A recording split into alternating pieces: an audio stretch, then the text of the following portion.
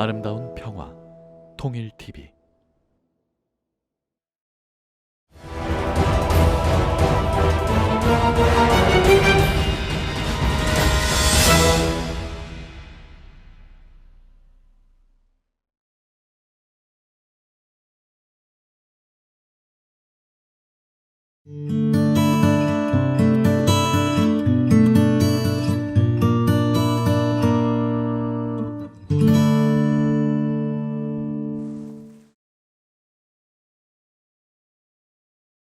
정통성 전쟁이라고는 그 용어를 사용하셨는데 그 용어는 대단히 좀 생소한 그런 용어 같습니다. 정통성 전쟁의 의미가 어떤 내용이고 이것을 극복하기 위해서는 앞으로 어떤 노력이 필요한지 그거에 관해서 말씀을 청해 듣도록 하겠습니다. 이 정통성이라는 것은 매우 중요한 개념인데 정통성 없이는 지도체제와 권력을 정당화시킬 방법이 없습니다. 한 체제가 정통성의 위기를 당하면 체제 자체의 위기를 당하게 됩니다. 지금까지 많은 사람들이 북한 체제가 위기에 당했다, 좀 곧 붕괴될 거다 이런 말까지 하는데 경제가 어렵고 정치적으로 어렵고 국제적으로 소외되고 이렇다고 해서 나라가 망하는 건 아닙니다. 나라가 망하려고 하면은 정통성이 없어야 됩니다. 그런 의미에서 우리 남북 관계에서는 정통성이라는 것이 굉장히 중요합니다. 그런데 정통성은 무엇을 가지고 정통성을 찾느냐 하면은 정치 이념을 가지고 찾습니다. 가치관을 가지고 찾습니다. 그게는 뭐 경제가 좋다고 해서 정통성이면 군사가 많다고 해서 정통성이 있고 그런 게 아닙니다. 이념적으로 정통성을 찾아야 되겠. 그러면 북과 남과 북의 정통성은 이념적으로 봐서 어디에서 찾으면 어떤 차이가 있느냐 이걸 우리가 분명히 알아야 됩니다.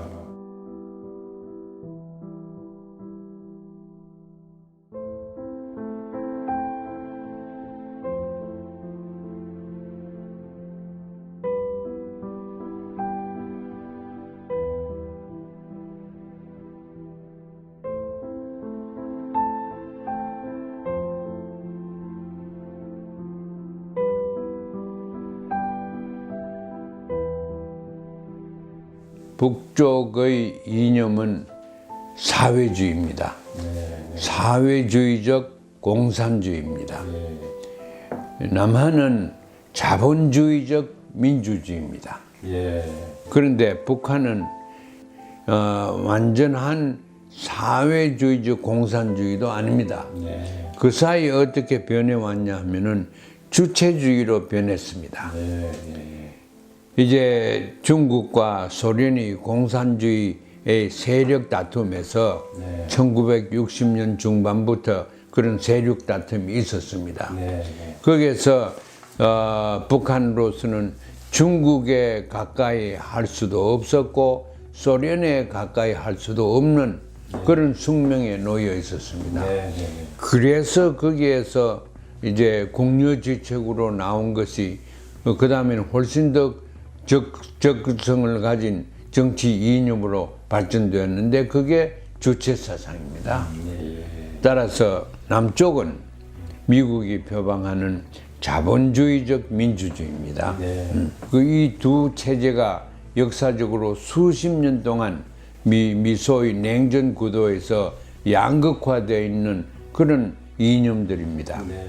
그래서 남북한 이 정통성 경제의 어떤 구체적인 양상 그런 부분에 관해서 좀 말씀해 주시겠습니까? 그게 구체적인 양상이라는 것은 2000년까지는 전 세계가 안보 패러다임에 휩쓸려 있었습니다.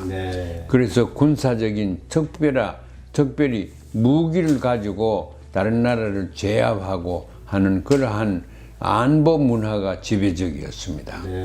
그런데 2000년부터는 이 세계가 변했고 한반도도 변했습니다. 2000년에 무슨 일이 일어났습니까? 김정일 위원장과 김대중 대통령께서 평양에서 만났습니다. 6월 15일에 합의문을 발표했습니다. 그게 6.15입니다. 그 6.15에서 제일 중요한 것이 두째 항목입니다. 첫째는 그냥 우리 민족끼리 하자 하는 그런 감상적인 거고, 두째 항목에서 우리는 체제의 차이와 이념의 차이와 가치관의 차이와 생활 방법의 차이가 모든 차이에도 불문하고 우리는 조화적으로 통일을 해야 된다. 그 방법이 낮은 단계의 연방, 북에서 이야기하는 연방입니다. 혹은 연합, 그러한 제도를 가지고 해야 된다.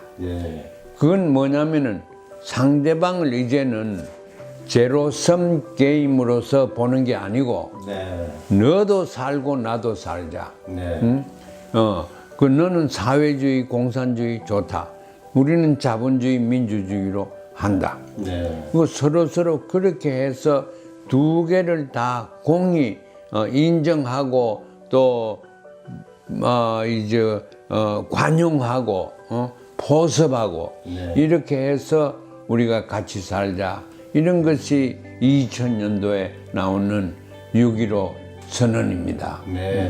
사회주의적 공산주의, 자본주의적 민주주의, 그걸 이제 남과 북에서 각각 받아들였습니다. 중요한 것은 북쪽의 정통성과 남쪽의 정통성이 조화를 이룰 수 있는지, 그거는 기름과 물처럼 배합될 수 없는 관계인지, 이거부터 우리가 분명히 알기 전에는 통일을 설명할 수도 있고 없고 통일을 전망하기도 어렵습니다. 네.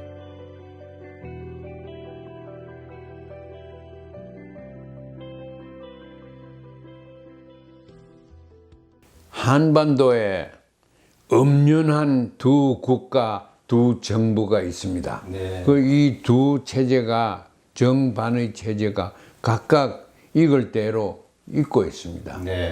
그 과정에서 모순점이 나타나고 있습니다. 남에서는 부의 불균등, 북에서는 절대 빈곤, 이런 걸로 해서 나타나고 있습니다. 이걸 서로 협력을 해서 해소를 하면은 그게 이제 우리가 구성하는 그 통일 국가가 됩니다. 합의고 정반합, 합의 국가가 됩니다. 그런데 이 합의 국가를 어떻게 어디서 만드느냐? 제가 볼 때는 지금 두 국가, 두 정부가 있지만은 제3의 지역에 개성이면 개성, DMZ, 그 비무장지대면 비무장지대, 그 지역을 포함해서 제3의 정반합의 합의 보다 더 완전한 국가를 한번 작더라도 그런 커뮤니티를 만들어 보자. 그런데 현실적으로는 그게 어떻게 갑니까? 그걸로 쉽지 않습니다. 그런데 저는 우리 민족이 특별히 강한 것이 교육열이 높습니다.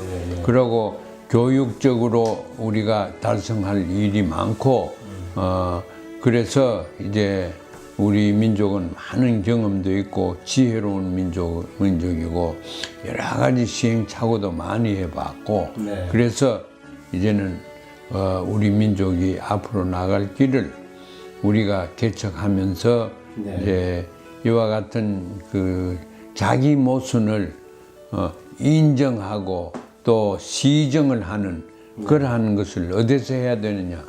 교육에서 해야 됩니다. 교육에서 해야 됩니다. 그래서 남과 북이 처음, 무엇보다도 처음 단초를 끼워야 되는 그 단초는 교육입니다. 대학을 개성에 하나 만들든가, 혹은 같이 해서 프로그램을 해서 서울과 평양에 분교를 두고 뭘 하나 만들든가, 교육에 신경을 써야 됩니다. 미국도 그 새로운 세상이 미국이 나타나니까 청교도들이 와서 제일 먼저 세운 곳이 교육기관, 지금 하버드 대학교입니다. 그리고 오늘날도 하버드 대학교의 세계 1인 제일 앞장서가 있는 대학교 아닙니까? 우리도 개성 같은데 평화대학 또는 통일대학을 하나 만들어서 좋은 프로그램, 우리가 남에서 북에서 잘 성공적으로 했는 그 중에서 선택해서 또 세계에서 잘했는데 배워와서 우리가 세계 어느 누구도 못 해본 바람직한 커뮤니티, 인터 코리아 커뮤니티를 하나 만들어서 세상에 보여주고 우리 민족이 그렇게 할 수 있다는 것을 민족적인 긍지를 가지고 세상에 보여줘야 합니다.